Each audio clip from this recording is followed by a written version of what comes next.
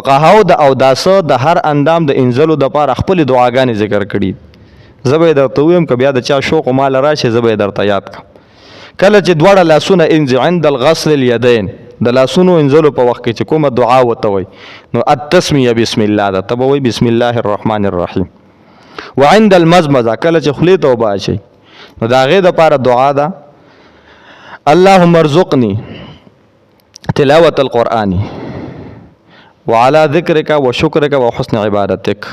الله مال تلاوت د قرآن مجید توفیق راکړي، د ذکر او د شکریا توفیق مال راکړي.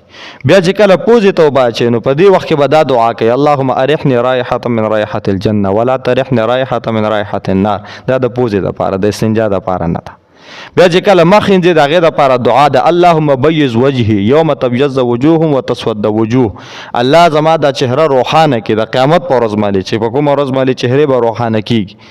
او چې کله ښې لاس انځو نو د هغې دپاره دعا ده اللهم اعطني کتابي بیمیني اللهم اعطني کتابی بیمینی. الله زما عملنامه ما ته په ښې لاس کې راکړي.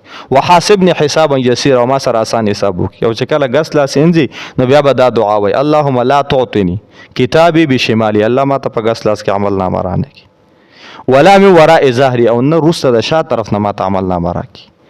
او بیا چې کله مسح کوي د سر نو د هغې دپاره دعا فقهاو دا ذکر کړې ده چې اللهم اظلني تحت عرشک یوم لا ظل الا ظل عرشک.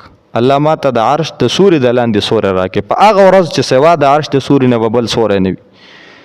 او بیا د سټ مسح هم ذکر کړی د فقهاو دا د مستحباتو نه ده. د هغې دپاره د اللهم اعتق رقبتي من النار. الله زما دا سټ د جهنم د اور نه آزاد کړي. بیا چې کله ښې خپه انځي نو د هغې دپاره بیا دعا ده اللهم ثبت قدمی علی الصراط. الله زما خپې په پل صراط یعنی په نیغه لاره مضبوطي. او چې کله ګسه خپه انځو نو د هغې دپاره دعا ده اللهم اجعل ذنبي غفورا. الله زما ګناهونه ماته معاف کړي زما ګناهونه ماته معاف کړي.